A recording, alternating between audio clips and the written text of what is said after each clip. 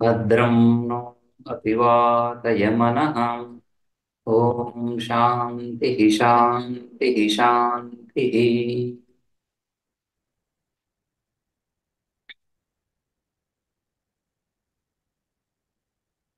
సామభక్తి. సామభక్తి అంటే సామభాగము. సామభాగము ఈ విధంగా సామభక్తి ఉపాసన. అదేవిధంగా సంపూర్ణ అది మనం మొదటి అధ్యాయం చూసాము. రెండవ అధ్యాయంలో సామ అవయవ ఉపాసన. సామ అవయవాలు పంచావయవాలు, అదేవిధంగా సప్తావయవాలతో మనం ఉపాసన చూసాం 10వ ఖండం వరకు. ఇక ఏకాదశ ఖండం నుంచి ఇక వివిధ ఆ, సామగానాలు ఏవైతే ఉన్నాయో గాయత్ర సామోపాసన ఇత్యాది నామపూర్వక సామోపాసన. రైట్. అందులో కూడా మళ్ళీ మనోహింకార ఇత్యాదులుగా సామలో ఉన్నటువంటి 5 భాగాలలో ఈ విధంగా మనస్సు, వాక్, చక్షు, ప్రాణ ఇత్యాది దృష్టులతో, శ్రోత్ర ప్రాణ దృష్టులతో ఉపాసన చూసాం ఏకాదశ ఖండంలో. ఇక ద్వాదశ ఖండం కూడా చూసాము. రథంతర సామ, గాయత్ర సామ తర్వాత రథంతర సామ.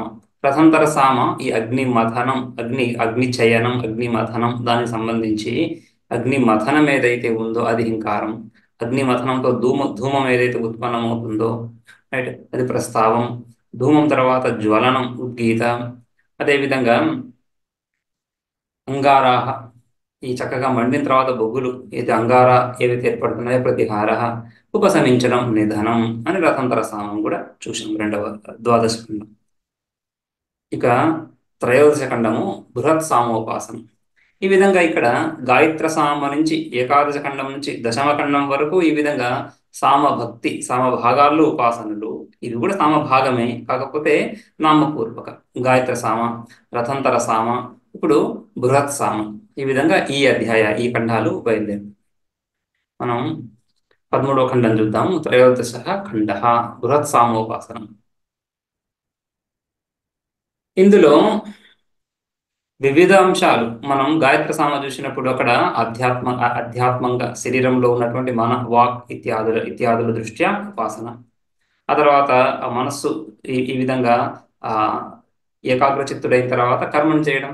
సో కర్మ యందు ఈ విధంగా సామోపాసన. కర్మ ఏదైతే ఉందో అగ్ని చేయడం, కర్మను చూస్తూ అందులో సామోపాసన చూస్తున్నాం. ఇక కర్మ ఫలం గురించి ఇప్పుడు బృహత్ సామోపాసనం. ఉద్యన్ హింకార, ఉదిత ప్రస్తావో, మధ్యందిన ఉద్గీతో, అపరాహ్న ప్రతిహారోస్తం నిధనం, ఏతద్ బృహదాదిత్యే ప్రోతం.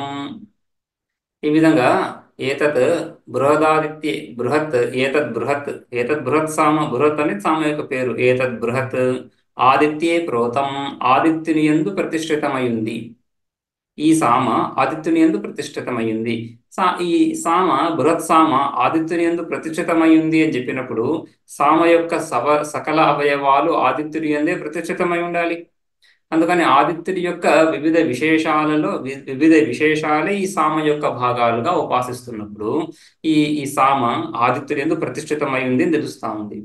ఆ విధంగా ఉద్యన్ శత్రంత ప్రత్యయం కదా, ఉదయిస్తున్నటువంటి సూర్యుడు ఎవరైతే ఉన్నారో ఆ సూర్యుడి యొక్క ఆ స్థితి, అదే దాన్నే హింకారంగా భావించాలి. ఉద్యన్ హింకార. సో ఆదిత్యుడే. సో సామ ఈ 5 భాగాలు. ఇప్పుడు పంచపాండవులు అన్నప్పుడు ఆ ఐదుగురే పంచపాండవులు. పాండవులు అంటున్నప్పుడు 5గురే. సో ఆ విధంగా ఇదే విధంగా ఇక్కడ కూడా సామ అంటున్నప్పుడు ఆ 5 భాగాలే. హింకారము, ప్రస్తావము, ఉద్గీత, ప్రతిహారము, నిధనము, ఇవే ఈ 5 కలిసే సామ. ఈ 5 కూడా ఆదిత్యుడి యొక్క అవస్థలే అయినప్పుడు ఆ సంపూర్ణంగా సామ అంతా కూడా ఆదిత్యుని యందు ప్రతిష్ఠితమైందని తెలుస్తా ఉంది. ఆ విధంగా ఉదయిస్తున్నటువంటి ఆదిత్యుడే హింకారము. ఉదిత, ఉదయిస్తున్నటువంటి ఆదిత్యుడు, సంపూర్ణంగా ఉదయించిన తర్వాత ఆదిత్యుడే ప్రస్తావ. అదేవిధంగా మధ్యాహ్న సూర్యుడు ఏదైతే చండమార్తాండుడు ఎవరైతే ఉన్నారో నడినెత్తి మీద, ఆయన ఉద్గీత, దేదీప్యమానంగా వెలిగిపోతున్నాడు. సో మధ్యందిన ఉద్గీత. అపరాహ్న, సాయం సంధ్యలో ఉన్నటువంటి ఆదిత్యుడు ప్రతిహార. అస్తం, అస్తమయిస్తున్నటువంటి ఆదిత్యుడు ఎవరైతే ఉన్నారో అస్తమయ స్థితి ఆదిత్యుడి యొక్క స్థితి అదే నిధనం అని. ఈ విధంగా ఆ ఉదయం నుంచి అస్తమయం వరకు సంపూర్ణ దినం ఆ రోజంతా కూడా ఈ విధంగా సామయే, ఆదిత్యుడే సామ అని. ఈ ఆదిత్యుని యందు సామ దృష్టి, ఆదిత్యుడే సామ, అటువంటి సామ ఆదిత్యుడిలోనే ప్రతిష్ఠితమైంది. భాష్యంలో ఉద్యన్ సవితాసహ హింకార ప్రాథమ్యాత్ దర్శనస్య, దర్శనస్య ప్రాథమ్యాత్ ఆదిత్యుడి యొక్క దర్శనం, ఆదిత్యుడి యొక్క దర్శనంలో రోజులో ఆదిత్యుని చూస్తున్నప్పుడు మొట్టమొదటిగా చూసేది ఉదయిస్తున్నటువంటి సూర్యుడినే. ఉదయించడానికంటే ముందు సూర్య దర్శనం కలగదు. కాబట్టి ఉద్యన్ సవితాసహ హింకార. అదే విధంగా ఈ సామగానం కూడా హింకారంతోనే మొదలవుతుంది, అది లేకుండా మొదలవదు. కాబట్టి రెండిట్లో ఉండడం ప్రాథమ్యం, ప్రథమత్వం ఉండడం చేత దర్శనస్య ప్రాథమ్యాత్ సామ మంత్రం యొక్క దర్శనం జ్ఞానం హింకారంతోనే కలుగుతుంది. ఆదిత్యుడి యొక్క దర్శనం జ్ఞానం ఉదయిస్తున్నప్పుడే కలుగుతా ఉంది. కాబట్టి ఆ విధంగా ప్రాథమ్యం. ఉదిత ప్రస్తావ, ఉదిత ప్రస్తావ ఉదయించినటువంటి సూర్యుడు ప్రస్తవన హేతు కర్మణాం ప్రస్తవన హేతుత్వాత్ ప్రస్తావ. ఈ విధంగా కర్మణ కర్మలన్నీ అవే కర్మలన్నీ లోకంలో ఎవరైతే ప్రాణులు ప్రజలు చేస్తున్నారో ఆ కర్మలు చేయడానికి హేతువు ఆదిత్యుడు. అంటే రాత్రి కూడా కొన్ని కర్మలు జరుగుతుండొచ్చు, పగలు కొన్ని కర్మలు జరుగుతుండొచ్చు, కానీ సామాన్యంగా కర్మలన్నీ కూడా పగలు జరుగుతున్నట్లుగానే అధికంగా జరుగుతున్నాయి కాబట్టి పగలే జరుగుతున్నాయని భావిస్తాం. ఆ విధంగా ఈ కర్మలు చేయడానికి కారణం ఆదిత్యుడు అవుతున్నాడు. రాత్రి మనం కర్మలు చెప్తున్నప్పటికీ కూడా రాత్రి కూడా దీపకాంతి లేకుండా కర్మలు ఏవి జరగవు. వెలుగు ఉండాలి, వెలుగుతోనే కర్మలు జరుగుతున్నాయి. వెలుగు ఎక్కడ ఎలా ఉన్నా కూడా అది సూర్యకాంతి, అది సూర్యుడి యొక్క మహిమగానే. సూర్యుడు అంటున్నప్పుడు వెలుగే కాబట్టి ఆ వెలుగునే మనం ఈ విధంగా కర్మలకు ఆశ్రయంగా చూస్తున్నాము. దానికి మూలాధారం సూర్యుడే కాబట్టి ఈ కర్మలన్నీ కూడా ఆయన ఉదయించిన తర్వాతనే జరుగుతున్నాయి. కాబట్టి కర్మణాం ప్రస్తవన హేతుత్వాత్, కర్మల యొక్క ప్రారంభానికి ఆయన హేతు అవుతున్నాడు కాబట్టి ప్రస్తావ అని. ఉదయించినటువంటి ఆదిత్యుడు. మధ్యందిన ఉద్గీత శ్రైష్ట్యాత్, ఈ ఆదిత్యుడి యొక్క సకలావస్థలలో ఆయన దేదీప్యమానంగా వెలుగుతుండేది మధ్యాహ్నము, అందుకని అది శ్రేష్టము. అందుకని సామావయవాల్లో కూడా మధ్యలో ఉన్నటువంటి ఉద్గీత శ్రేష్టమని మధ్యందిన ఆదిత్యుడే ఉద్గీత. అపరాహ్న ప్రతిహార, సాయం సంధ్యలో ఉన్నటువంటి ఆదిత్యుడిని ప్రతిహారగా భావించు. సామ యొక్క ప్రతిహార అనే భావంగా భావించాలి. ఈ ప్రతిహార తర్వాత సాయం సంధ్యలో పోలిక ఏమిటి? పశువాదీనాం గృహాన్ ప్రతిహరణాత్. ఉదయం పూట ఆవులన్నీ కూడా ఈ పశువులన్నింటినీ కూడా ఈ గడ్డి ఇత్యాదుల గురించి బయటికి తీసుకువెళ్ళి సాయంత్రానికి తిరిగి తీసుకొస్తున్నారు. పశువాదీనాం గృహాన్ ప్రతి హరణాత్, గృహాన్ ప్రతి ఆయా ఇళ్ళకి ఆ ఆవులు చేరుతూ ఉన్నాయి. సమయంలో సాయంకాలం అవడం చేతనే ఆవులు మళ్ళీ వెనక్కి వస్తున్నాయి, ఈ పశువులన్నీ వెనక్కి వస్తున్నాయి. కాబట్టి పశువాదీనాం ప్రతిహరణాత్, అది దానికి హేతు ఎవరు? అస్తమయ కాలము, అస్తమయ అవస్థలో ఉన్నటువంటి ఆదిత్యుడే. రైట్. సో ఆ విధంగా ప్రతిహరణం అనేది ఆదిత్యుడిలో, ప్రతిహార సామ భాగంలో కూడా ప్రతిహార శబ్దం ఎలాగో ఉంది. అందుకని ఆ సామ్యం చేత అపరాహ్న ఆదిత్యుడే ప్రతిహారము. యదస్తం తత్ నిధనం, అస్తమయించినటువంటి ఆదిత్యుడు ఎవరైతే ఉన్నారో ఆ ఆదిత్యుడి యొక్క స్థితి అవస్థ, ఆ ఆదిత్యుడినే నిధనంగా భావించాలి. నిధనం ఎందుకని? రాత్రౌ గృహే నిధానాత్ ప్రాణినాం సకల ప్రాణులు కూడా వాటి ఆశ్రయాలను చేరుకుంటున్నాయి రాత్రి యందు. రైట్. సూర్యుడే గనక అస్తమించకపోతే ఇంకా కొద్ది కాలం బయటే ఉంటారు. అలా కాకుండా ఇల్లులోకి చేరుకుంటున్నారు. అది ప్రాణినాం నిధానాత్, రాత్రి వేళ ప్రాణులందరూ కూడా ఇళ్లకు చేరడానికి సూర్యుడి యొక్క అస్తమయమే హేతువు. కాబట్టి సూర్యాస్తమయంలో ఈ గృహే నిధాన హేతుత్వం ఉంది, గృహ నిధాన హేతుత్వం ఉంది. అదేవిధంగా సామ మంత్రం కూడా నిధనంతో ముగుస్తా ఉంది. ఈ విధంగా దినచర్య రాత్రితో ముగుస్తా ఉందో సామమంత్రం కూడా నిధనంతో ముగుస్తా ఉంది. అందులో కూడా నిధనం ఉంది, సూర్యాస్తమయంలో కూడా నిధాన హేతుత్వం ఉంది. అందుకని ఆ సామ్యం చేత సూర్యాస్తమయమే నిధనం అని. ఏతద్ బృహత్ ఆదిత్యే ప్రోతం. ఈ బృహత్ బృహత్ అంటే బృహత్ సామ ఆదిత్యునిందు వ్యాపించి ఉంది, ప్రతిష్ఠితమయ్యింది. బృహత ఆదిత్య దైవత్యత్వాత్. ఈ బృహత్ సామ, ఈ బృహత్ సామకు అధిష్టాన దేవత సూర్యుడే. ఈ బృహత్ సామను ఆదిత్యుడితో పోల్చడానికి ఒక కారణం ఏమని, ఆ ఆదిత్యుడే ఈ బృహత్ సామకు అధిష్టాన దేవత. ఇక ఇంతకుముందు మనం రథంతర సామ ఏదైతే చూసామో, ఆ రథంతర సామ చయనం ఎందు పాడబడుతూ ఉంది. చయన కాలంలో అగ్నిని ఈ విధంగా రాజేస్తున్నప్పుడు ఆ రథంతర సామ పాడబడుతూ ఉంది కాబట్టి రథంతర సామ అగ్నిని ఆశ్రయించి ఉంది. ఓకే, రెండవ మంత్రంలో ఫలం సయ ఏవమేతత్ బృహదాదిత్యే ప్రోతం వేద తేజస్ తేజస్వ్యన్నాదో భవతి సర్వమాయురేతి జోగ్జీవతి మహాన్ ప్రజయా పశుభిర్భవతి మహాన్ కీర్త్యా తపంతం న నిందే తద్వ్రతం. ఈ ఫల రూప మంత్రంలో ఫలాన్ని ఉపదేశించేటువంటి ఈ మంత్రము ముందు ముందు వచ్చినటువంటి ఖండాల్లో ఉన్నటువంటి మంత్రం సమాన రూపంగానే ఉంది. సయ ఏవం ఏతత్, ఎవరైతే ఈ విధంగా బృహదాదిత్యే ప్రోతం వేద, ఆ బృహదాదిత్యే ప్రోతం, బృహదాదిత్యే అనే పదం మాత్రం వేరుగా ఉంటుంది. బృహత్సామ ఆదిత్యులందు ప్రతిష్ఠితమైనటువంటి బృహత్సామను ఎవడైతే ఉపాసిస్తున్నాడో వాడు తేజస్వి భవతి, తేజస్సును పొందుతున్నాడు. అదేవిధంగా అన్నాదో భవతి, సర్వమాయు సంపూర్ణ ఆయుష్ను జీవిస్తున్నాడు. జోగ్ జీవతి, ప్రశస్తంగా జీవిస్తున్నాడు. ప్రజయా పశుభిర్ మహాన్ భవతి, పశు సంపత్తి సంతానంతో గొప్పదైనటువంటి జీవితాన్ని పొందుతున్నాడు. మహాన్ కీర్త్యా మహాన్ భవతి, సో గొప్ప కీర్తిని పొందుతున్నాడు.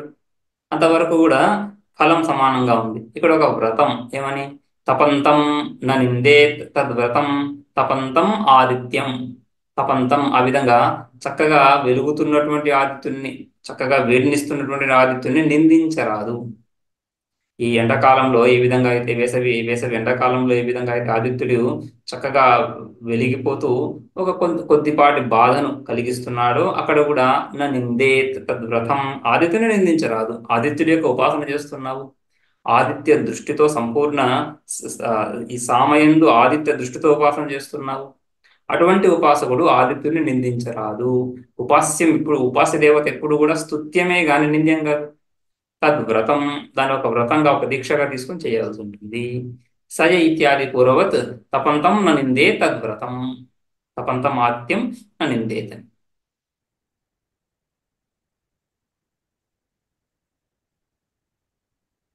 ఓకే, ఇదే మాత్రం ముందు చూసినప్పుడు మనం సయ ఏవం ఏతద్ గాయత్రం ప్రాణేషు ప్రోతం వేద, రైట్. సో గాయత్రం ప్రాణేషు ప్రోతం అంతవరకే భేదం. ఆ తర్వాత మహామనాస్య తద్వ్రతం, ఒక వ్రతం. సో ఆ వ్రత భాగము, ఈ సామ నామము, దాని ప్రతిష్ట, ఇంతవరకు మాత్రమే భేదం. మిగిలినవన్నీ కూడా ఫలం అంతా సమానంగానే తెలుస్తాం.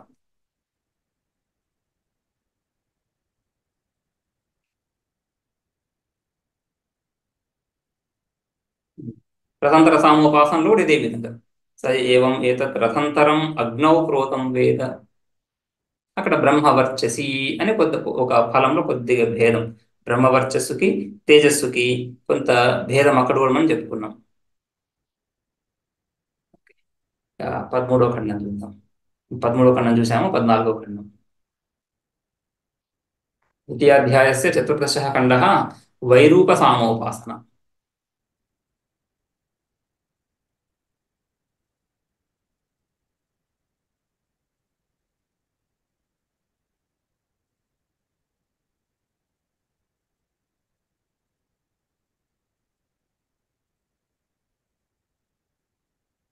అభ్రాణి సంప్లవంతే స హింకారో మేఘో జాయతే స ప్రస్తావో వర్షతి స ఉద్గీతో విద్యోతతే స్తనయతి స ప్రతిహార ఉద్గృహ్ణాత్ తన్నిధనం ఏతద్వైరూపం పర్జన్యే ప్రోతం.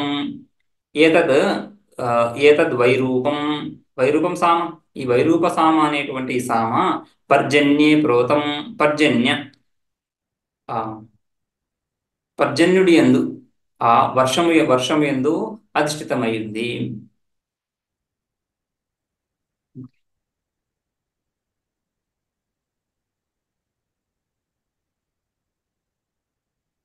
పర్జన్యే ప్రోతం. సో ఇక్కడ ఇందులో కూడా మళ్ళీ ఈ వర్షముతో పోలిక, వర్షములో ఆ, సామయందు వర్ష దృష్టి. ఆ వర్షంలో వివిధ అంశాలు ఏవైతే ఉన్నాయో ఇవన్నీ అవన్నీ కూడా ఈ సామావయవాలుగా. సో ఇంతకుముందు చూసినట్లుగానే ఆదిత్యుడి యొక్క సకల అవస్థలు సామయే అంటున్నప్పుడు సామ ఆదిత్యుడు ఎందుకు ప్రతిష్ఠితమైంది? అదేవిధంగా వర్షం యొక్క సకల అవస్థలు కూడా ఈ సామ భాగాలుగా చెప్పుకొని సామము వర్షం ఎందు ప్రతిష్ఠితమైంది అనేటువంటి భావనతో ఉపాసించు. పర్జన్యుడు ఈ విధంగా ఈ ప్రకృతిలో మనకు ఆ అత్యంత సన్నిహితమైనటువంటి ఈ శక్తులు ఏవైతే ఉన్నాయో వేటి ద్వారానే మన వ్యవహారం జీవనం గడుస్తూ ఉందో, నిరంతరం వేటి ద్వారానే వేటితో మనం సంబద్ధమై ఉన్నాము, వాటి ద్వారా ఉపాసన, ప్రకృతి ఉపాసన. ఇదంతా కూడా ప్రకృతి ఉపాసనగా స్పష్టంగా తెలుస్తా ఉంది. ఆదిత్యుడి యందు ఉపాసన, దేహ ఇంద్రియాల యందు ఉపాసన, వాడి కర్మ, ఈ వైదికుడి ఉపాసన చెప్పుకుంటున్నాము.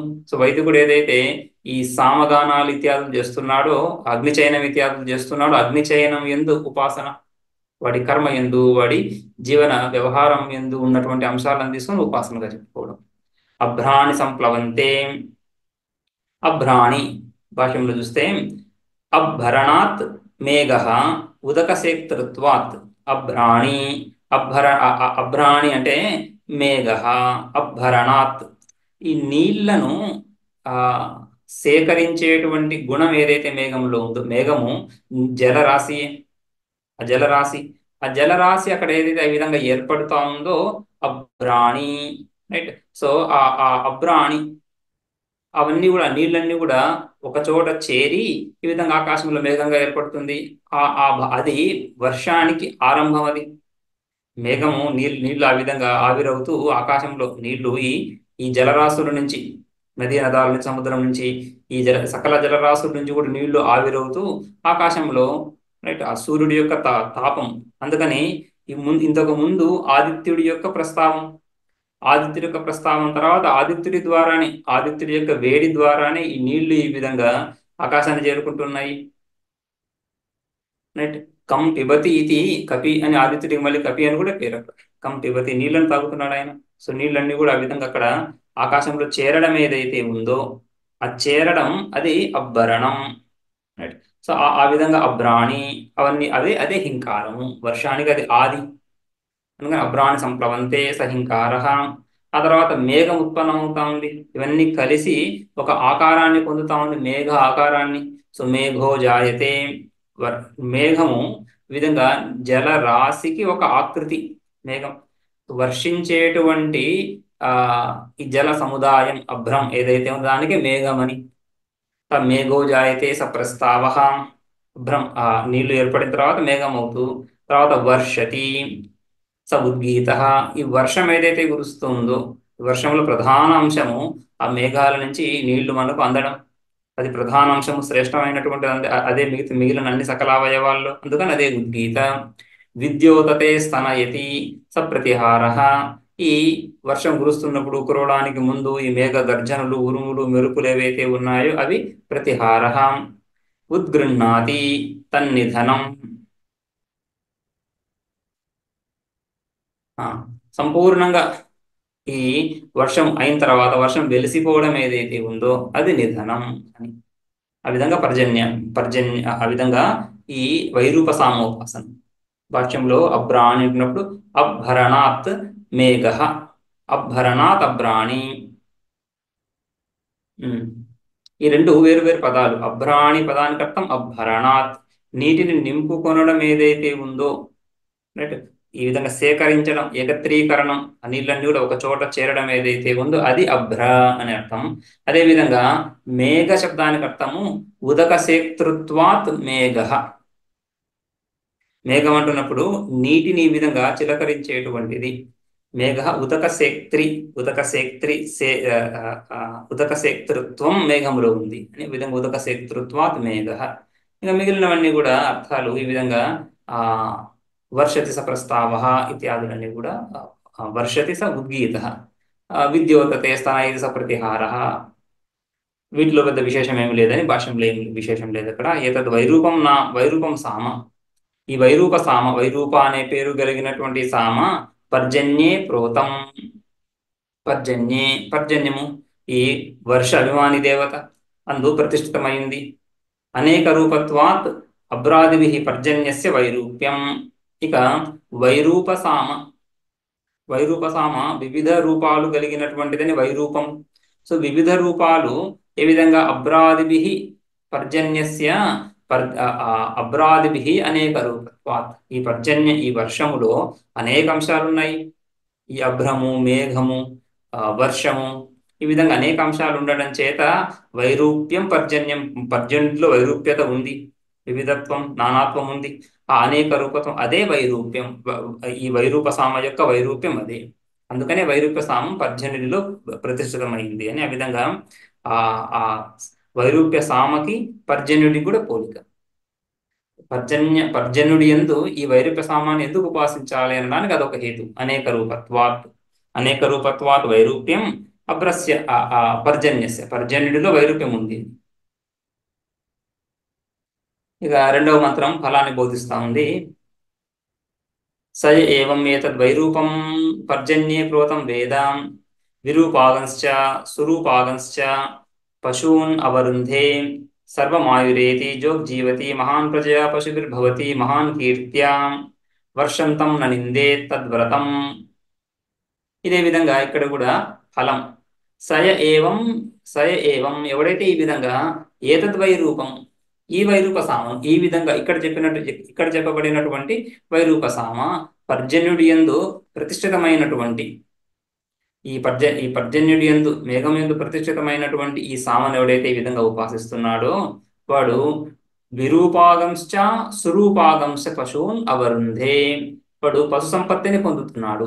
ఎటువంటి పశు సంపత్తిని పొందుతున్నాడు?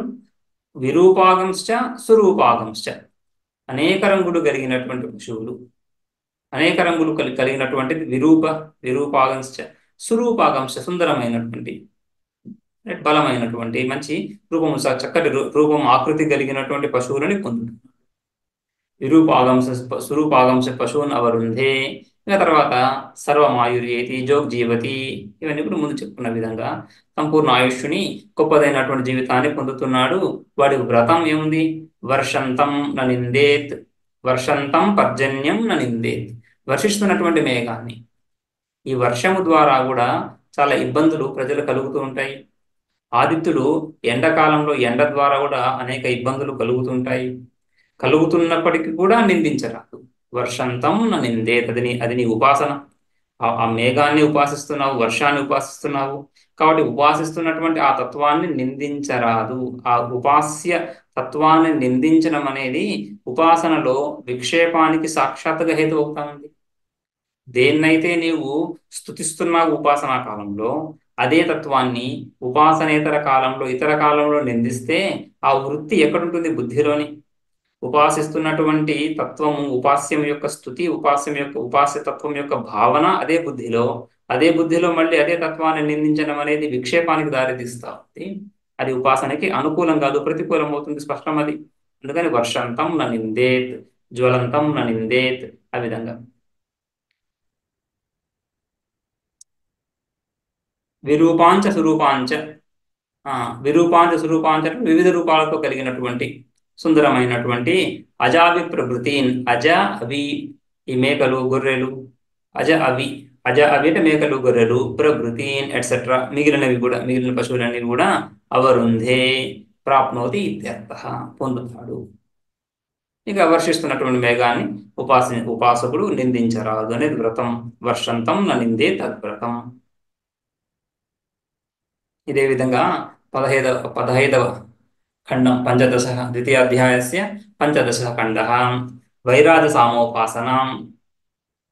ఇక్కడ ఋతువుల గురించి, వర్షం అయిన తర్వాత వర్షము, వర్షం కూడా వర్ష ఋతువును సూచిస్తూ ఉంది. వర్షం వర్షకాలంలో వస్తుంది, వర్ష ఋతువులో కలుగుతుంది. అదేవిధంగా సకల ఋతువులకు సంబంధించినటువంటి ఉపాసన వైరాజ సామోపాసన. వసంతో హింకారో గ్రీష్మ ప్రస్తావో వర్షా ఉద్గీత శరత్ ప్రతిహారో హేమంతో నిధనం ఏతద్వైరాజం ఋతుషు ప్రోతం. ఈ విధంగా ఏతద్ వైరాజం, ఈ వైరాజం అనేటువంటి సామము ఋతుషు ప్రోతం, ఋతువుల యందు ప్రతిష్ఠితమైంది. ఋతువులు 6 ఋతువులుగా చెప్పుకుంటాం. అయితే ఇక్కడ సామభాగాలు 5, అందుకని ఋతువులను కూడా 5గా కుదించి 6 ఋతువులే అంటే కొన్ని చోట్ల 6 ఋతువులు చెప్పారు, కొన్ని చోట్ల 5 ఋతువులు చెప్పారు అని కాకుండా 6 ఋతువులని 5గా గణిస్తూ సామాన్యంగా ఈ 6 ఋతువులను 5గా చెప్తున్నప్పుడు హేమంత శిశిరాలను 1గా చెప్పుకుంటారు. హేమంతము శిశిరము రెండు చలికాలానికి సంబంధించినటువంటివి. ఈ హేమంత శిశిరాలు రెండు 1గా చేసి 5 ఋతువులుగా.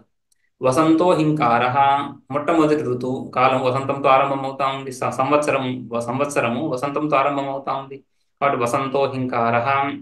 గ్రీష్మ తర్వాత వసంత ఋతువు తర్వాత గ్రీష్మ ఋతువు ఎండాకాలం.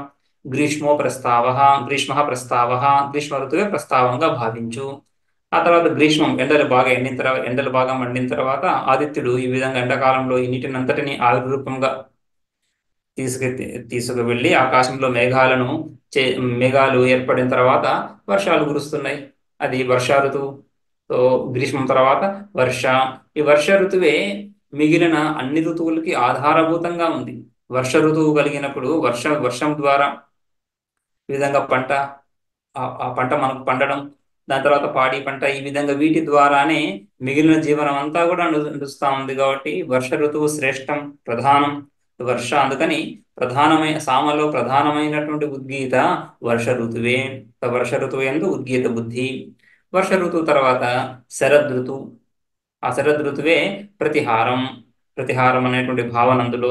ఇక మిగిలినటువంటి హేమంత శిశిరాలని హేమంత శబ్దంతో తీసుకొని నిధనం, సంవత్సరం అక్కడితో ముగుస్తా ఉంది చివరిది, అందుకని నిధనం అని ఆ విధంగా సామోపాసన, వైరాజ సామోపాసన. వసంతో హింకార ప్రాథమ్యాత్, గ్రీష్మ ప్రస్తావ ఇత్యాది పూర్వవత్. యత్కించిత్ సామ్యం, ఈ ఉపాసనలన్నింటిలో కూడా యత్కించిత్ సామ్యం, ఏదో ఒక సామ్యం. ఒక సామ్యం అయితే ఈ సామోపాసనలన్నింటిలో ఉంది. ఏదది? క్రమం. మొదటిది హింకారము, రెండవది ప్రస్తావం, మూడవది ఉద్గీత, నాలుగవది ప్రతిహారము, ఐదవది నిధనం. అదేవిధంగా ఋతువులలో కానీ ఆదిత్యుడి అవస్థలలో కానీ వర్షంలో కానీ అదే క్రమంగా తీసుకొని కూడా చెప్పుకోవచ్చు. సామాన్యంగా ఈ ఉపాసనలు వసంతాన్ని హింకారంగా చూడడానికి ప్రధాన కారణం శృతి చెప్పడం. శృతి వసంతాన్ని హింకారంగా చెప్పింది ఆ విధంగా ఉపాసించమని. ఉపాసన యొక్క స్వరూపం, ఉపాసన యొక్క స్వభావం, వాస్తవికతను తెలియజేసే విధంగా ఉండాల్సిన అవసరం లేదు అక్కడ. ఉపాసన కల్పన మీద ఆధారపడుతుంది. జ్ఞానము, విచారము వస్తుస్వరూపాన్ని, వస్తుతత్వాన్ని తెలియజేస్తుంది. వస్తుతత్వాన్ని ఉన్నట్లుగా తెలియజేసేది జ్ఞానం. అది జ్ఞానకాండలో ఎలాగో చూస్తాం మనం. ఇక ఉపాసనాకాండలో ఉపాస్య వస్తువులో లేని ఇంకొక తత్వాన్ని ఆపాదించుకొని ఉపాసించడం ఉంటుంది. నికృష్ట వస్తుని ఉత్కృష్ట భావన ఉపాసన. సామాన్యంగా ఉపాసన యొక్క నిర్వచనం ఆ విధంగా. నికృష్ట వస్తుని ఉత్కృష్ట భావన. నికృష్ట వస్తుని అంటున్నప్పుడు నికృష్ట వస్తువు నికృష్టమైనదనే అర్థం కాదు. ఏ భావన అయితే చేస్తున్నావో ఆ భావన కంటే కూడా తక్కువదైనటువంటి వస్తువులో ఆ గొప్పదైనటువంటి భావనను ఆపాదిస్తున్నాము అని. సాలగ్రామం ఒక రాయి. సాలగ్రామం అయితే సామాన్యమైన రాయి లాంటిది.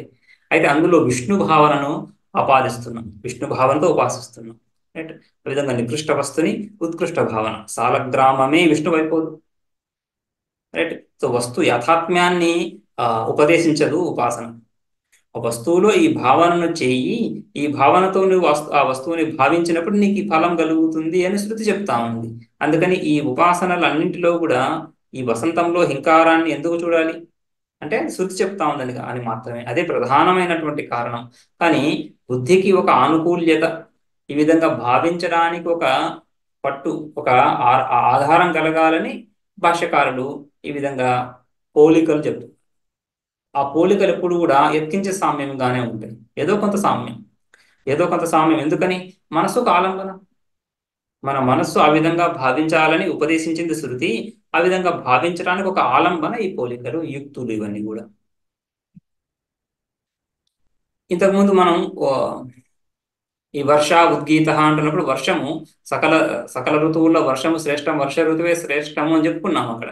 అదే విధంగా అదే యుక్తి ఇక్కడ కూడా. అందుకని ఆ, గ్రీష్మ ప్రస్తావ ఇత్యాది పూర్వవత్, ముందు ముందు ఖండాల్లో ఏ విధంగా చెప్పుకున్నామో అదే విధంగా ఇక్కడ కూడా. రెండవది, వసంతం తర్వాత గ్రీష్మం వస్తా ఉంది, హింకారం తర్వాత ప్రస్తావం ఏర్పడతా ఉంది. కాబట్టి ఆ విధంగా ఆ సీక్వెన్స్, క్రమం, ఆ క్రమ సామ్యతతో కూడా ఆ విధంగా ఉపాసించాలి. ఇక్కడ కూడా రెండవ మంత్రం ఫలానికి సంబంధించి ఫలం చూద్దాం. సయ ఏవమేతద్వైరాజ్యం ఋతుషు ప్రోతం వేద విరాజతి ప్రజయా పశుభిర్బ్రహ్మవర్చసేన సర్వమాయురేతి జోగ్జీవతి మహాన్ ప్రజయా పశుభిర్భవతి మహాన్ కీర్త్యాం ఋతున్న నిందే తద్వ్రతం మహాన్ కీర్త్యర్థూన్న నిందే తద్వ్రతం. సో మహాన్ కీర్త్యా భవతి, ఆ మహాన్ కీర్త్య అనేది భవతితో అన్వయం, మహాన్ కీర్త్యా భవతి. ఆ తర్వాత ఋతూన్ న నిందే తద్వ్రతం. ఈ ఋతువులు ప్రతి ఋతువులో కూడా కొంత అనుకూలత, కొంత ప్రతికూలత ఏర్పడుతూ ఉంటాయి. కొంతకాలం బాగా అనిపిస్తుంటుంది, కొంత చలికాలం. చలికాలం ఎండాకాలం నుంచి ఆ, ఎండాకాలంతో పోల్చినప్పుడు చలికాలంకి ఆరంభం బాగానే అనిపిస్తుంది, కానీ చలి విపరీతంగా ఉన్నప్పుడు అందులో కూడా ఇబ్బందులు. సో ఆ విధంగా ఆ ఆ కాలం, ఆ ఋతువులలో ఏ ఏ ఇబ్బందులు వస్తున్నా కూడా ఋతువులను ఉపాసించేవాడు ఋతువులను ఎలా నిందిస్తాడు? ఆ ఋతువులలో కలిగేటువంటి ఆ ఆనుకూల్య ఆ ప్రతికూల్యాలని వాడు చక్కగా ఏదో ఉపాయాలతో వాటికి అనుగుణంగా ఉండాల్సిందే కానీ వాటిని నిందించరాదు తద్వ్రతం.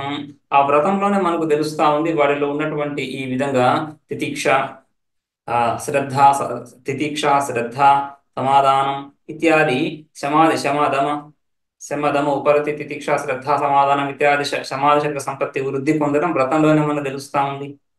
సో ఉపాసన ఏ విధంగా చిత్తశుద్ధికి, చిత్త ఏకాగ్రతకి తోడ్పడుతా ఉందనేది కూడా ఆ వ్రతంలో మనకు స్పష్టంగా తెలుస్తాం.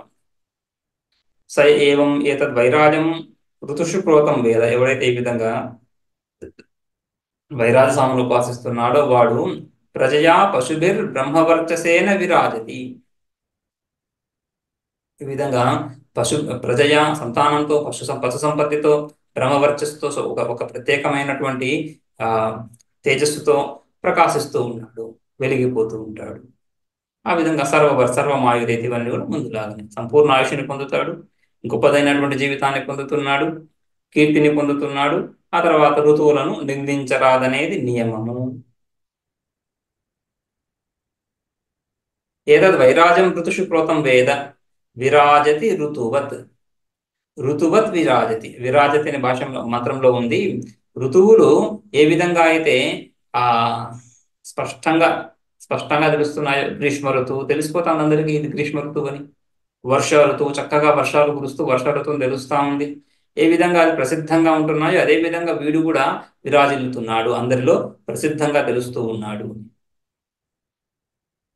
యథా ఋతవః ఆర్తవైః ధర్మైః విరాజంతే ఏవం ప్రజాతిభిః విద్వాన్ ఇతి. ఆర్తవైః ధర్మైః, ఆర్తవైః, ఆర్తవ అంటే ఋతువుకు సంబంధించినటువంటి ఋతోరిదం, ఋతువులకు సంబంధించినటువంటి ఆయా ధర్మాలతో ఋతువులు ఏ విధంగా ప్రకాశిస్తున్నాయో చక్కగా తెలుస్తున్నాయి, తెలియకుండా ఉండడం లేదు కదా. సో ఆ విధంగా చక్కగా ఏ విధంగా ఋతువులు తెలుస్తున్నాయో వీడి యొక్క ధర్మాలు ఏంటివి? ప్రజయా పశుభిర్ బ్రహ్మవర్చసేన ఇత్యాదులు ఏదో కొద్దిపాటిగా ఉన్నాయని కాదు, పుష్కలమైనటువంటి పశు సంపత్తి, పుష్కలమైనటువంటి ఈ విధంగా ఈ ధర్మాలతో సంతానము, ఈ బ్రహ్మవర్చస్ ఇత్యాదులతో వెలిగిపోతున్నాడు స్పష్టంగా. అంటే ఇతరుల కంటే కూడా వేరుగా తెలుస్తున్నాడు అని. ఉక్తమన్యత్ ఋతువున్న నిందే తద్వ్రతం. ఋతువులను నిందించరాదు. ఋతువుల వల్ల కలిగేటువంటి దుఃఖాలు ఏవైనా ఉన్నా వాటిని సహించాలే కానీ నిందించరాదు. ఈ ఋతువుల ద్వారా ఈ కాలంలో కలిగేటువంటి సామాన్య దుఃఖాలు ఏవైతే ఉన్నాయో, సహజంగా ఏర్పడేటువంటి దుఃఖాలు ఏవైతే ఉన్నాయో వాటికి ఉపశమనానికి వివిధ ఉపాయాలు ఎలాగో ఉంటాయి. ఆ ఉపాయాలను ఎలాగో గ్రహిస్తాడు, కానీ నిందించరాదు. ఇక శక్వరీ సామోపాసన, ద్వితీయాధ్యాయస్య షోడశः ఖండः శక్వరీ సామోపాసన। पृथिवी हिंकारोऽन्तरिक्षं प्रस्तावो द्यौरुद्गीतो दिशः प्रतिहारः समुद्रो निधनमेताः शक्वर्यो लोकेषु प्रोताः। एताः शक्वर्यः ఈ శక్వరి ఈ శక్వరి సామం ఏదైతే ఉందో ఈ శక్వరి సామం శక్వరికి బహువచనం శక్వర్యః శక్వర్యః లోకేషు ప్రోతాః లోకముల యందు ప్రతిష్ఠితమై ఉంది లోకములు లోకేషు లోకాలు బహువచనం కాబట్టి శక్వర్యః అని బహువచనం తీసుకొని ఈ శక్వరి సామ లోకాల యందు ప్రతిష్ఠితమైంది ఏంటా లోకాలు పృథివీ లోకము మనం ఎక్కడైతే ఉన్నామో అదే పృథివీ లోకం కదా సో మన విచారం అంతా కూడా పృథివీ నుంచే ఆరంభమవుతుంది పృథివీ నుంచి పైకి చూస్తున్నప్పుడు అంతరిక్షం మధ్యలో ఉన్నటువంటి లోకం పృథివీ అందుకని పృథివీ హింకారము పృథివీకి పైన మనం ఈ భూమి గోళాకారంలో ఉంటూ ఎటువైపు ఉన్నా కూడా పృథివీకి ఎటువైపు ఉన్నా కూడా అంతరిక్షం పైనే కనిపిస్తుంది పై దిశగానే కనిపిస్తుంటుంది అటువంటి అంతరిక్షం ఇక్కడి నుంచి తర్వాత కనిపించేటువంటి లోకం అంతరిక్షం అదే ప్రస్తావం ద్యౌర్గీత ద్యూలోకం ఈ అంతరిక్షం పైన మనకు కనిపించినటువంటి లోకం ఏదైతే ఉందో మన కనుచూపు మేర ఏదైతే కనిపిస్తుందో అదంతా అంతరిక్షం అంతకు మించి ఆదిత్యుడికి కూడా పైన ఆదిత్యుడి కింద మనం పృథివీ లోకము ఆదిత్యుడు అంతరిక్షంలో ఆదిత్యుడి పైన ఏదైతే ఉందో అది ద్యూలోకం స్వర్గం అని అంటే ఆ విధంగా భూర్భువస్సువః 3 భువనాలుగా మనం విభజిస్తున్నప్పుడు ఇదే విధంగా భూర్భువస్సువః భూర్లోకం మనం ఉన్నటువంటి లోకం భువః అంతరిక్షం మనకు కనిపిస్తానే ఉంది ఆకాశం అంతా కనిపిస్తా ఉంది సువః ఆ అంతరిక్షాన్ని దాటి ఏదైతే కనిపించినటువంటి లోకం అదృశ్యంగా కనిపించినటువంటిది ఏదైతే ఉందో అది సువః స్వర్గలోకం ద్యూలోకం అని ఇది ఈ 3 లోకాలనే మళ్ళీ 14 లోకాలుగా కూడా చెప్పుకుంటాం పృథివీతో పాటు పృథివీ కింద ఉన్నటువంటి అతల వితల సుతల తలాతల మహాతల రసాతల పాతాల లోకాలు అదేవిధంగా భూమి పైన ఉన్నటువంటి 7 లోకాలు అని భువర్లోక మహర్లోక తపోలోక ఇత్యాది లోకాలు ఆ విధంగా లోకాల విభజన ఇక్కడ కూడా పృథివీ అంతరిక్షం ద్యౌః ఈ 3 లోకాలు ఇంకార ప్రస్తావ ఉద్గీత అని ఇక 4వది దిశ ప్రతిహారస్ దిశలు దిక్కులు ఏవైతే ఉన్నాయో ఇవి ప్రతిహారము సముద్రో నిధనం సముద్రము నిధనము సముద్రాన్ని జలరాశి అపార జలరాశి అదొక లోకంగా తీసుకుంటూ ఈ విధంగా సముద్రమే నిధనం ఈ లోకాలలో ఈ శక్వరీ సామ ప్రతిష్ఠితమైంది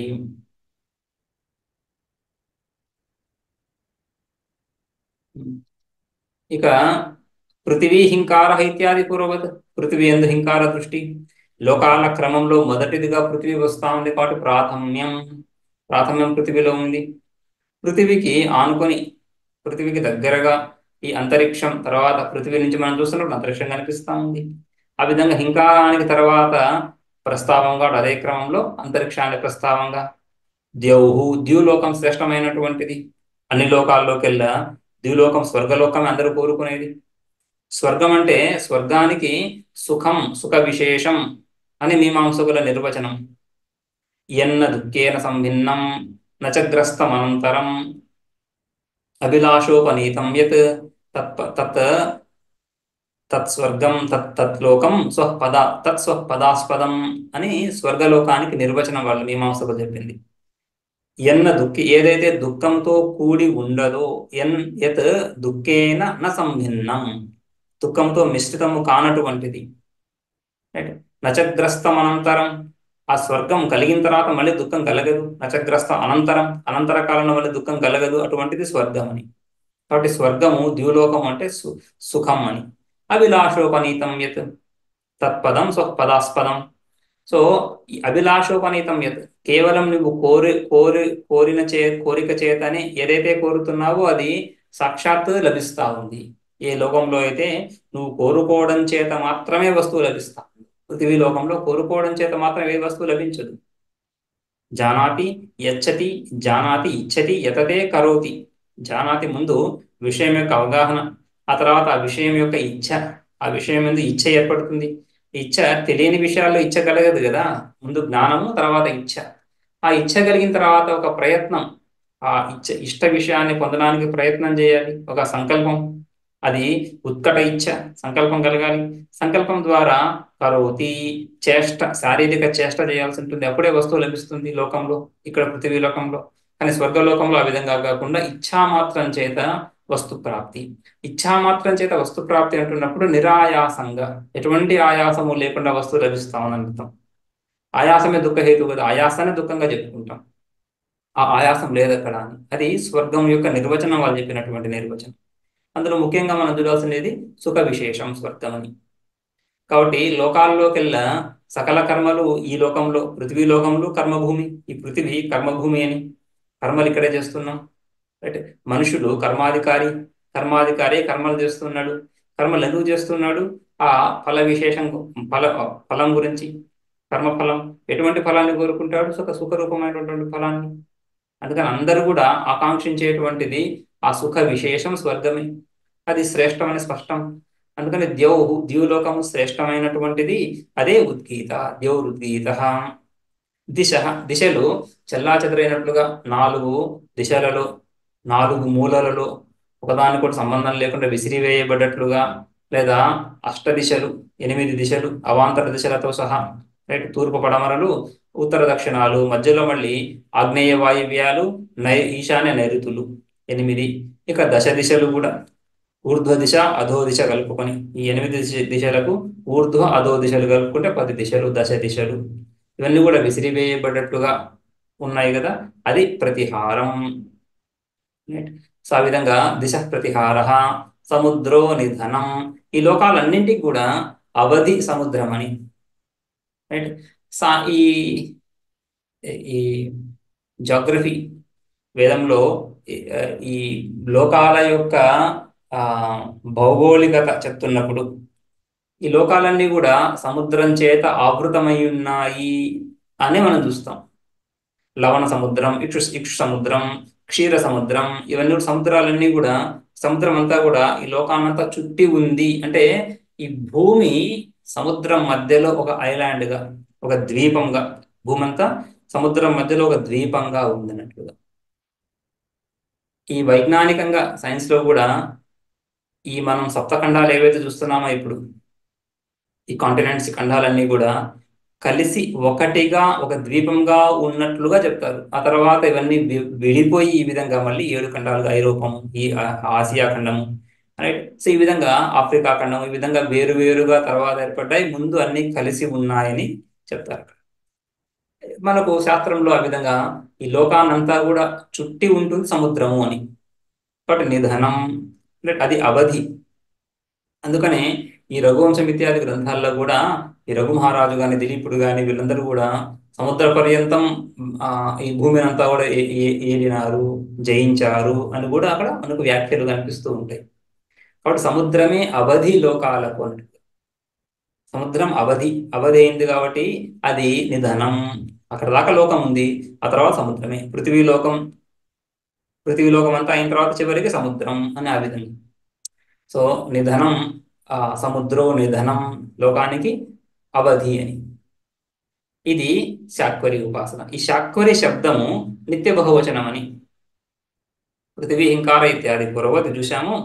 శక్వర్య ఇది నిత్యం బహువచనం. ఈ విధంగా ఆపహ శబ్దం ఉంది, అప్శబ్దం. అప్శబ్దం నిత్యం బహువచనం, నిత్య బహువచనం. అది ఏకవచనంలో ప్రయోగించాం ఆ శబ్దాన్ని. రైట్. సో ఆ విధంగా అందుకని ఇక్కడ శక్వర్య అని, శక్వర్యో లోకేషు ప్రోతాహ అని చెప్పుకున్నాం కదా. ఈ శక్వర్య అనేది నిత్య బహువచనం కాబట్టి ఈ విధంగా, లేకుంటే శక్వరి లోకేషు ప్రోతాహ అని చెప్పాల్సి ఉండేది, లోకేషు ప్రోతాహ అని చెప్పాల్సి ఉండేది. అలాగా శక్వర్య. రేవత్య ఇవ, అదేవిధంగా రేవతి, కిరణాలు. రేవత్య అవి కూడా బహువచనంగా చెప్పుకుంటారు. రేవత్య ఇవ లోకేషు ప్రోతాహ, లోకములందు ప్రతిష్ఠితమైంది. ఫలం గురించి రెండవ మంత్రం. సయ ఏవం ఏతాశక్వర్యో లోకేషు ప్రోతా వేదాం లోకీ భవతి సర్వమాయురేతి జోగ్జీవతి మహాన్ ప్రజయా పశుభిర్భవతి మహాన్ కీర్త్యా లోకాన్న నిందేత్ తద్వ్రతం. ఎవడైతే ఈ విధంగా శక్వర్యో లోకేషు ప్రోతః శక్వర్య, లోకాలయందు ప్రతిష్ఠితమైనటువంటి శక్వరి ఉపాసన ఎవడైతే ఉపాసిస్తున్నాడో వాడు లోకి భవతి, లోకాలు కలిగినటువంటి వాడవుతున్నాడు. లోకి భవతి అంటే లోకాలు, సకల లోకాలు, ముఖ్యంగా ద్యులోకం, స్వర్గలోకం, ఆ లోకాలు ఫలంగా కలిగినటువంటి వాడవుతున్నాడు. సకల లోకాలను పొందుతున్నాడు. భూర్భువస్సు మూడు లోకాలను కూడా, మూడు లోకాలను కూడా పొందుతున్నాడు. రైట్. సో ఆ విధంగా అది వాడి ఫలం, ఉపాసనా ఫలం. సర్వమాయురేతి జోగ్జీవతి ముందు మనం చూసింది. లోకాన్న నిందే తద్వ్రతం, లోకాలు, ఈ లోకాలు సుఖ దుఃఖ సమన్వితాలు. సుఖము దుఃఖము, ముఖ్యంగా పృథ్వీ లోకంలో, మర్త్యలోకంలో సుఖ దుఃఖ మిశ్రమంతో మనుష్య జన్మ అని. సుఖం అంటే పుణ్యపాపాల మిశ్రమంతో కలిగేటువంటిది మనుష్య జన్మ. పుణ్యపాపాలు సమపాలలో, సుఖ దుఃఖాల సమపాలలో మనుషులకు కలుగుతుంటాయి అని సామాన్యంగా. సామాన్యంగా సుఖ దుఃఖాలు అందరికీ సమానంగానే కలుగుతున్నాయి అని. సో ఆ విధంగా సుఖ దుఃఖ మిశ్రమంతో ఏర్పడ్డటువంటి మనుష్య లోకంలో కష్టాలు ఉండనే ఉంటాయి. అంత మాత్రం చేత లోకాన్ని నిందించరాదు. లోకంలో దుఃఖాలు ఏర్పడుతున్నా కూడా దాన్ని నిందించరాదు. ఎందుకంటే లోకాలనే నువ్వు ఉపాసిస్తున్నావు. ఉపాస్య వస్తువుని నిందించరాదు. లోకాన్న నిందే తద్వ్రతం. లోకీ భవతి అంటే లోకఫలేన యుజ్యతే ఇత్యర్థ. లోకీ భవతి అంటే లోకి, లోకి అనేది ఇని ధనవు అని ఇన్ ప్రత్యయం ఏర్పడుతా ఉంది. ధని, ధని అంటున్నప్పుడు ధన శబ్దం అవుతుంది. ధన శబ్దానికి ఇన్ ప్రత్యయం ఏర్పడి ధని శబ్దం ఏర్పడుతా ఉంది. రైట్. అదేవిధంగా లోక శబ్దానికి ఇన్ ప్రత్యయం ఏర్పడి లోకి. ఈ ఇన్ ప్రత్యయం అనేది మత్వర్థ ప్రత్యయం అని చెప్పుకుంటాం. అంటే ఆ వస్తువు ఉంది అని చెప్పడం. ధనము ఉంది, ధనము ఉన్నటువంటి వాడిని ధని అని చెప్పుకుంటాం. అదేవిధంగా లోకములు ఉన్నటువంటి వాడిని లోకి అని చెప్పుకోవాలి. లోకములు ఎవరికి లేవు? మనుష్యులు, ఆ పశుపక్షాదులు, ఏ ప్రాణి అయినా ఎక్కడ జన్మిస్తుంది? ఎక్కడ జన్మిస్తాడు? లోకంలోనే కదా. సో అందరూ లోకియే. లోకం, లోకో అస్య అస్తి అని లోకి అని తీసుకుంటే, ఆ విధంగా అర్థం తీసుకుంటే అందరూ లోకి అయిపోతారు. రైట్. అదేవిధంగా ధనం అస్య అస్తి, ధని అని అర్థం తీసుకుంటే అందరి దగ్గర ఎంతో కొంత ధనం ఉంటుంది. ఒక 10 పైసలు కూడా లేకుండా ఎవరు ఉంటారు? ఆ విధంగా ఎంతో కొంత ధనం ఉంటుంది. ధనం ఉంటే దాన్ని ధని అని చెప్పం. ప్రభూత ధనం ఉండాలి. రైట్. అధికమైనటువంటి ధనం కలవాన్నే ధని అని, ధనవాన్ అని, ధనవంతుని చెప్పుకుంటాం. అదేవిధంగా లోకి అన్నప్పుడు ఆ ప్రత్యయం అర్థం అది కేవలం కలిగి ఉండడం కాదు, ప్రభూతంగా కలిగి ఉండడం. అధికంగా లోకం కలిగి ఉండడం ఏంటి? అందుకని లోక ఫలేన. రైట్. సో ఈ విధంగా లోక ఫలేన, లోక రూప ఫలం లేదా లోకంలో కలిగేటువంటి సుఖరూప ఫలాలు. రైట్. ఫలం, ఫలం ఉపాసనా ఫలం కదా ఇది. ఉపాసనా ఫలం ఎప్పుడు సుఖమే. కాబట్టి లోకంలో అనేకమైనటువంటి సుఖాలను పొందుతాడు అని అర్థం. లోకి భవతి అంటే లోకంలో కలిగేటువంటి అన్ని ఫలాలను పొందుతాడు వాడు. లోకఫలేన యుజ్యతే ఇత్యర్థ. లోకాన్న నిందేత్ తద్వ్రతం, లోకాలను వాడు నిందించరాదు. ఇది ఉపాసన వ్రతం, ఆ ఉపాసకుడు పాటించవలసినటువంటి వ్రతం. అదేవిధంగా సప్తదశ, ద్వితీయాధ్యాయస్య సప్తదశ ఖండ, 17వ ఖండం చూద్దాము. రేవతి సామోపాసన. ఇంతకుముందు మనం శక్వరి సామోపాసన చూస్తున్నప్పుడు ఆ శక్వరి నిత్య బహువచనం అని చెప్పి రేవత్య ఇవ అని మనం భాషను చూసాం కదా. రేవతి కూడా నిత్య బహువచనం.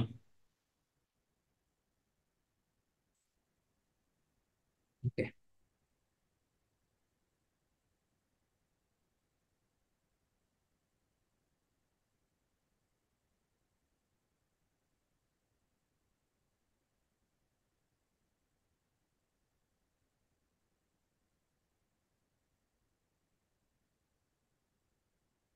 అజాహింకారో వయః ప్రస్తావో గావ ఉద్గీతోశ్వాహ ప్రతిహార పురుషో నిధనమేత రేవత్య పశుషు ప్రోతాహం.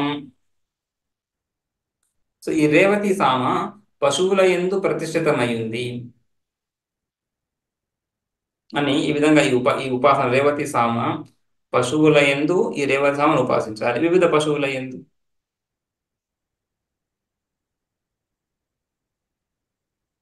ఓకే.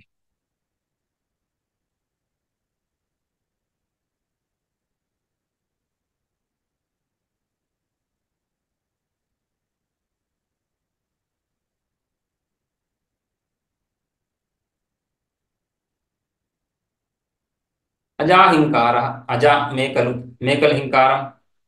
ఇక్కడ కూడా సృష్టి ప్రక్రియ చూస్తున్నప్పుడు మనం ఐతరేయంలో కూడా సృష్టి ప్రక్రియ చూసాం. అందులో మొట్టమొదటి సృష్టి అజ, అక్కడి నుంచే సృష్టి అని సామాన్యంగా ఆ విధంగానే ఉపనిషత్తులలో అజ అక్కడి నుంచే సృష్టి చెప్తూ ఉన్నారు. పశువుల ఈ ప్రాణుల యొక్క సృష్టి చెప్తున్నప్పుడు మొట్టమొదటిగా అజ శబ్దం వస్తాం. అందుకని అజోహింకార, పశువుల్లో మొదటిది అని అర్థం. ఆ శబ్దం కూడా అజ అంటున్నప్పుడు న జాయతే ఇది అజహ అని అర్థం కూడా వస్తుంది. సైత ఈ శ్వేతాశ్వతరంలో ఈ అజ శబ్దం చేత మాయాతత్వాన్ని చెప్పుకుంటాం అక్కడ. అజో హేకౌ లోహిత శుక్ల కృష్ణ వర్ణ అని చెప్తారు. ఆ విధంగా అజ హింకారం అని. అవయ, అవయ అజ మేకలు, అవయ అజావయవ, అజ అవయ రెండు కలిసే వస్తుంటాయి. తర్వాత అజ సృష్టి చెప్పిన తర్వాత అవయ గొర్రెలు, మేకలు గొర్రెలు అని. అజాహింకారో అవయ ప్రస్తావో. ఆ తర్వాత గావ, పశువుల్లోకెల్లా శ్రేష్టమైనటువంటిది గోవు కాబట్టి అదే ఉద్గీత, గావ ఉద్గీత. అశ్వాహ ప్రతిహార, అశ్వాలు గుర్రాలు ప్రజలని ఇటు అటు తీసుకువెళ్తున్నాయి. ప్రతిహరణం, ప్రతిహరణం ఆయా దేశాలకు ఆయా నగరాలకు గుర్రాలు తీసుకువెళ్తున్నాయి కాబట్టి ప్రతిహరణానికి హేతువులు అవుతున్నాయి కాబట్టి ప్రతిహారం. ఉద్గీత అశ్వాహ ప్రతిహార, పురుషో నిధనం. ఈ సృష్టి క్రమంలో మన ఐతరేయంలో చూసాము. దేవతలు ఆ హిరణ్య గర్భుణ్ణి ఈ విధంగా కోరుకుంటున్నారు. ఆకలిని మాకు కలిగించావు కాబట్టి అన్నాన్ని సృష్టించు. అన్నాన్ని సృష్టించిన తర్వాత అన్నాన్ని గ్రహించడానికి సరైన ఉపాధి మాకు కల్పించు అని చెప్తున్నప్పుడు ఆయన ఈ అజ అవయ గావ అశ్వ ఇవన్నీ కూడా సృష్టిని తీసుకొస్తున్నప్పుడు దేవతలు తృప్తి పొందలేదు. చివరికి మనుష్యాకారాన్ని, మనుష్య ఉపాధిని తీసుకొచ్చినప్పుడు దేవతలు తృప్తి పొందారు. ఈ మనుష్య ఉపాధి ద్వారా సకల కర్మలు చేయగలము, సకల కర్మలు చేస్తూ సకల లోకాలను పొందగలము, సకల భోగాలను పొందగలము. పశువులు సామాన్యంగా ఈ ఈ ఈ వాటి తిండి ఏదో భోజనం ఇత్యాదుల వరకే కానీ, రైట్, భోజనం మైథునాదులే కానీ వాటికి ఈ కర్మాచరణ ఇత్యాదులు ఉపాసనా కర్మలకు అధికారం లేదు, చేయలేవు. కానీ మనిషికి అధికారాలన్నీ ఉన్నాయి. కర్మలు ఉపాసనలు ఇవన్నీ కూడా చక్కగా చేయగలుగుతున్నాడు. రైట్, ఇష్టాపూర్వదత్త కర్మలన్నీ కూడా చేయగలుగుతాడు. సో ఆ ఉపాధి మనుష్య ఉపాధి మాత్రమే కాబట్టి ఆ ఉపాధి చూసి దేవతలు కూడా తృప్తి పొందారు. దేవతలు ఆయా ఇంద్రియాలలో ప్రవేశించి ఆ పురుషుడి ద్వారా ఆయా కర్మలన్నీ చేయించగలరు అని. అందుకని పురుషుడు ఈ ఈ సృష్టి క్రమంలో చివరి స్థానం అని. అజ నుంచి మొదలై పురుషుడితో అంతమవుతా ఉంది ఈ ప్రాణుల యొక్క సృష్టి. అందుకని పురుషో నిధనం. రైట్, సో ఈ విధంగా అజాహింకార అవయ ప్రస్తావ గావ ఉద్గీత శ్రేష్టం కాబట్టి అశ్వాహ ప్రతిహార పురుషో నిధనం. ఏతారేవత్య పశుషు ప్రోతాహ. ఈ విధంగా రేవత్యుపాసన, ఈ విధంగా రేవతి సామ పశువుల యందు ప్రతిష్ఠితమైంది. అజాహింకార ఇత్యాది పూర్వవత్ పశుషు ప్రోతాహ. భాష్యంలో విశేషం ఏం లేదు, ఎందుకంటే ఈ విషయాలన్నీ ముందే చర్చించబడ్డాయి కాబట్టి. ఇక ఫలానికి సంబంధించినటువంటి మంత్రం స ఏవం ఏతారేవత్యః పశుషు ప్రోతా వేద పశుమాన్ భవతి సర్వమాయురేతి జోగ్జీవతి మహాన్ ప్రజయా పశుభిర్భవతి మహాన్ కీర్త్యా పశూన్న నిందేత్ తద్వ్రతం.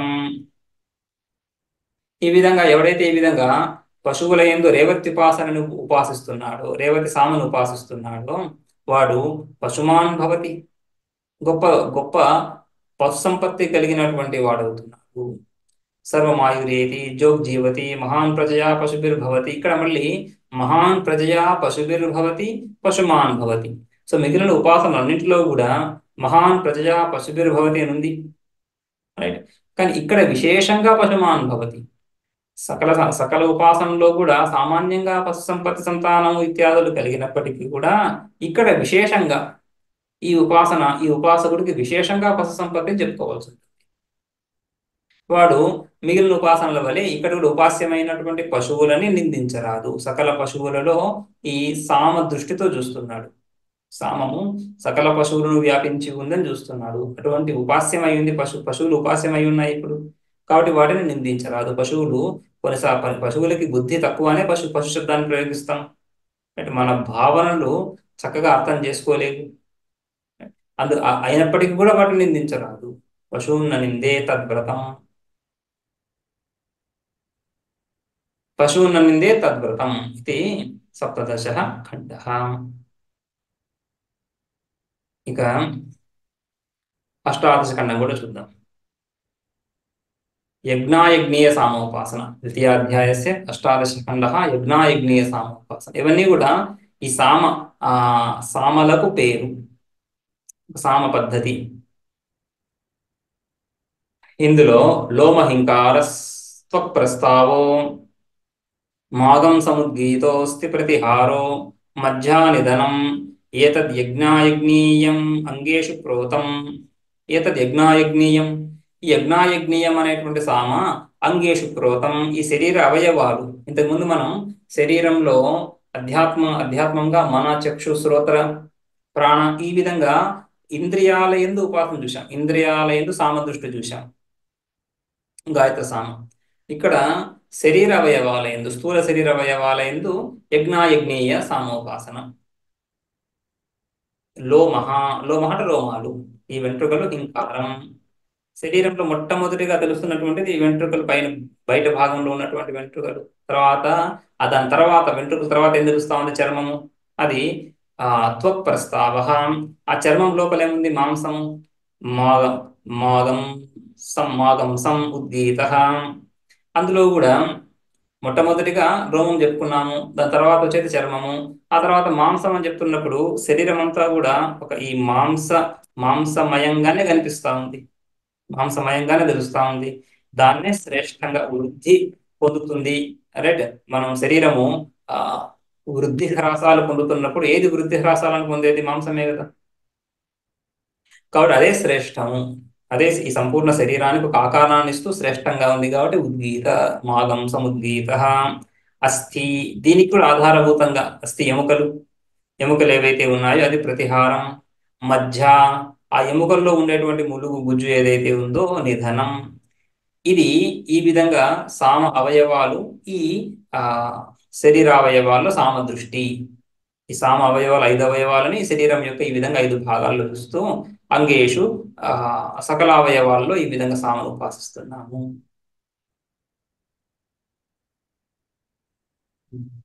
భాష్యంలో లోమహింకారో దేహావయవానం ప్రాథమ్యాత్. దేహావయవాలు, అవయవాలు అంటే దేహ భాగాలు. వెంట్రుకలని శరీరంలో అవయవంగా అంటే కాళ్ళు చేతుల్లాగా అవయవంగా గుర్తించం గాని భాగము. రైట్. దేహావయవానం, దేహాన్ని చూస్తున్నప్పుడు మొట్టమొదటిగా మనకు తెలుస్తున్నటువంటిది లోమాలే. పశువుల్లో స్పష్టంగా తెలుస్తుంది. ఇంకా ప్రాథమ్యాత్, ప్రథమ స్థానంలో ఉన్నాయి కాబట్టి. త్వక్ ప్రస్తావ ఆనంతర్యాత్, వాటి తర్వాత వెనువెంటనే కనిపిస్తున్నది త్వకే, చర్మమే. అలా ఆనంతర్యాత్. మాంసం ఉద్గీత, పశువులో స్పష్టంగా తెలుస్తుంది. ఈ పశు భక్షణలో కూడా మాంసభక్షణనే ప్రధానంగా కదా. కాబట్టి మాంసం ఉద్గీత శ్రేష్ట్యాత్, శ్రేష్టం కాబట్టి. అస్థి ప్రతిహార ప్రతిహృతత్వాత్. అస్థి ఎముకలు ఏవైతే ఉన్నాయో ఇవి ప్రతిహారము. ఎందుకని? ప్రతిహృతత్వాత్ ఈ విధంగా దహనం తర్వాత దేహాన్ని ఆ అంత్యకర్మ తగలబెట్టిన తర్వాత మిగిలినటువంటి ఎముకలనే తీసుకొస్తున్నారు ప్రతిహరణం ఆ ఎముకలకి. కాబట్టి ఆ ఎముకలే ప్రతిహారము.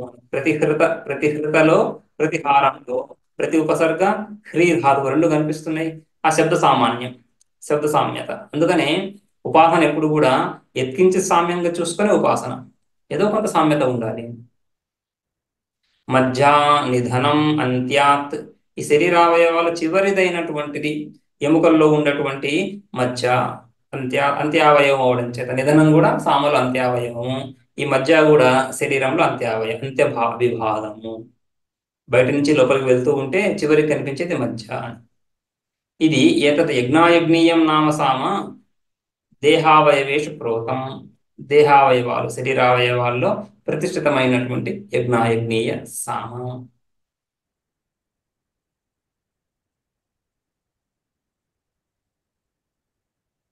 ఇందులో కూడా ఉపాసనా ఫలం స ఏవమేతత్ యజ్ఞాయజ్ఞీయం అంగేషు ప్రోతం వేదాం అంగీభవతి నాంగేన విహూర్చతి సర్వమాయురేతి జోగ్జీవతి మహాన్ ప్రజయా పశుభిర్భవతి మహాన్ కీర్త్యా సంవత్సరం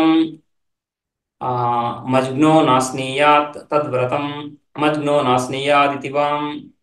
ఇందులో కూడా ఎవరైతే ఈ విధంగా యజ్ఞాయజ్ఞీయ సామను అంగాలలో ప్రతిష్ఠితమైనటువంటి సామను ఉపాసిస్తున్నాడో వాడు అంగీభవతి. అంగీభవతి అంటే అక్కడ కూడా మళ్ళీ లోకీభవతి లాగా అంగీభవతి అంగాలు కలిగినటువంటి వాడు, సామాన్య అర్థం కాకుండా విశేషంగా సమగ్రాంగో భవతి, వికలాంగుడు అవ్వకుండా సమగ్రాంగాలు కలిగినటువంటి వాడవుతాడు. న అంగేన హస్తపాదాదినా విహూర్చతి న కుటిలీ భవతి పంగు కుని వా ఇత్యర్థః. ఈ విధంగా పంగు, కాళ్ళు లేనటువంటి వ్యక్తిని పంగు అని, చేయలేనటువంటి వ్యక్తిని కుని అని. సో పంగు కుని ఇత్యాదులుగా అవ్వడు, వికలాంగతను పొందడు. సకలంగాలు వాడికి అనుకూలంగా ఉంటున్నాయి, దృఢమైనటువంటి అవయవాలు కలిగినటువంటి వాడవుతున్నాడు.